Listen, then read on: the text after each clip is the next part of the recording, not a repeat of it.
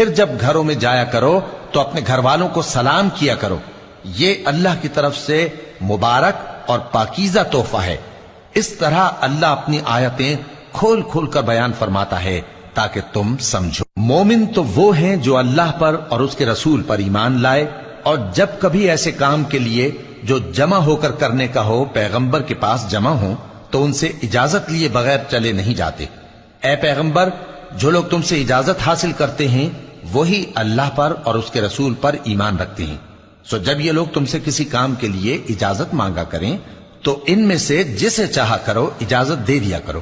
اور ان کے لیے اللہ سے بخشش مانگا کرو، کچھ شک نہیں کہ اللہ بخشنے والا ہے، مہربان ہے۔ مومنو،